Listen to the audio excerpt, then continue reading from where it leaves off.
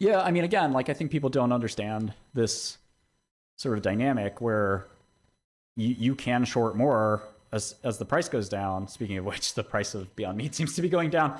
But you can add, you know, as you go down. So like you don't have 100% upside. I mean, just a simple illustration is if I short 1 million shares of IonQ at 80 and it goes to 60, I'm up, 20 million bucks. But if I short another million shares, so I'm short 2 million shares at 60 and it goes to 40, I'm up 40 million now.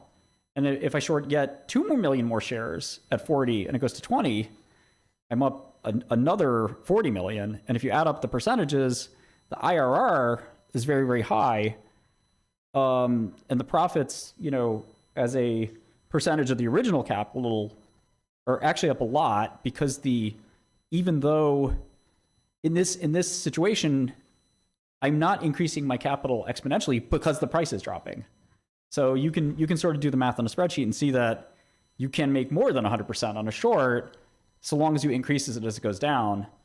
But there's certainly a truism that the most the stock can drop is 100%, but that's not really the way I think most people look at it. I think from an IRR perspective, you calendarize or annualize the gain. So like if you make 10% long or short in one day, the IRR is off the charts. Even in a month, that's like a 200% gain almost annualized. It's not 120% because of the compounding.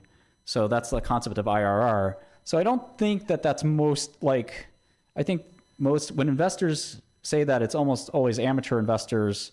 But there is this meta thinking about shorts that, people like Buffett and others have said, I don't short for a number of reasons. And Buffett's excuse was he feels like shorting is just a pain in the ass, where the people behind the stock that is sort of being pumped or whatever are going to try harder to keep it up than he has sort of the patience for.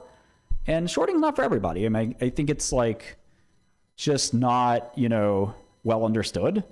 And it's definitely not easy. And I think that the biggest mistake people make shorting, and I think this applies to professionals especially, is that they short good companies. And they short good companies with good management teams at bad prices. And they think the price is what matters the most. And I really think it's the quality of the company and the management team that matters the most. So everyone who's short Tesla, I think is making a gigantic mistake, because it kind of fundamentally is a good company and it's kind of fundamentally a great management team. The price may be wrong. The price is expensive, but in 2 years, if Elon comes up with a lot of great new products and new stuff, you feel like an idiot, because the one thing you can't predict when you model, a lot of you guys see me modeling spreadsheets and stuff, but you might look at it and say, well, he doesn't know what Elon's going to come up with in 2 years. And I don't. So it's really hard to model Tesla, because what if he comes out with a new car that none of us thought about, or a robot or whatever, and all of a sudden it's a smash hit and it's like, oh yeah, now it's a $5 trillion company. Oops. You can do that kind of modeling with more boring companies. Beyond Meat has just looking at the model, there's no chance for them to win. They need a miracle. And Tesla, they have a track record of miracles. So to me, the shorts make huge mistakes when they short realistically good companies or even okay companies. But shorting scams at the company, or shorting companies that have no possible way to succeed. Those are my kind of things I like to short, and those traditionally have been pretty safe. Quantum has been painful for sure. I lost millions of dollars shorting Quantum, but I made millions of dollars on my other trades. So for me, it's been still a positive year. And then now I'm finally starting to get paid on Quantum because it's coming down and people are realizing what I realized first. And I'd much rather realize it first than realize it late. And that leads me to being early sometimes in trades, and that's okay.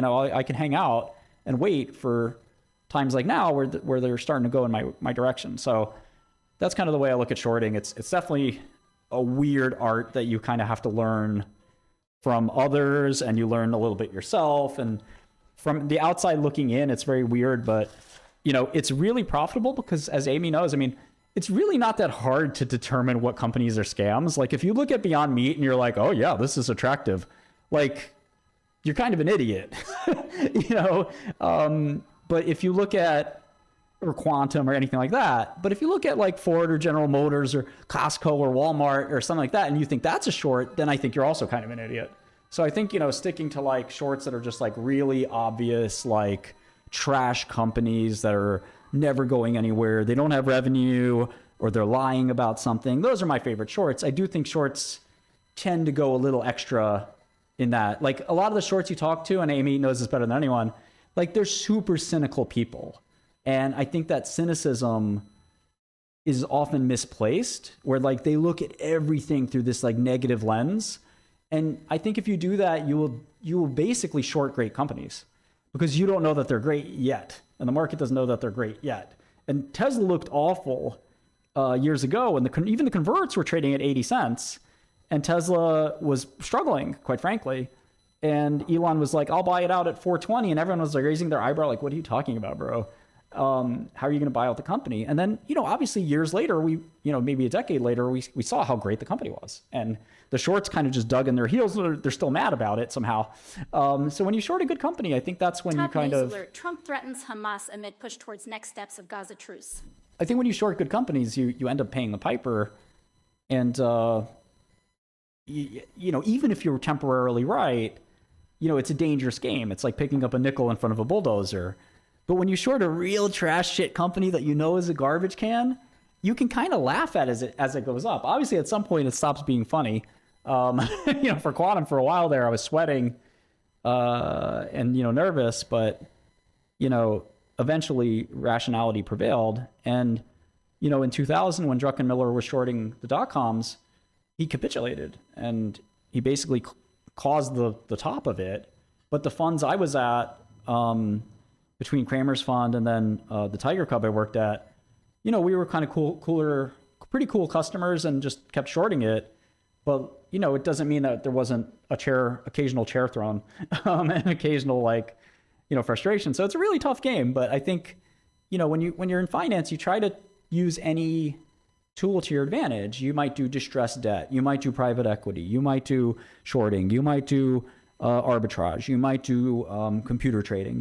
There's hundreds of different tricks and techniques you can master to make money. And sometimes there's markets where it's like, the SPACs. SPACs were like this money printer for a little while, because you basically had this free call option with the SPAC that you could get your money back if you didn't like the merger that was happening, or you got the shares if you saw that it was going to work out. So Millennium, the biggest hedge fund practically in the world, basically did every single SPAC deal. And you're sitting there saying, weren't SPAC deals garbage? And it was like, no, if you sat down and listened to the story, actually SPACs were kind of this weird dynamic where it was a win-win. And then, there's other things like that, where these pipes in the quantum space, QUBT is this company that was a complete fraud basically, but the stock was at 24 and they were asking you to do a pipe at 18. And it's like, oh, that sounds pretty good. I'll invest in that. And Citadel invested, and Jane Street invested, and all these guys invested, and they sold the stock. They got it at 18 and they sold it at 22.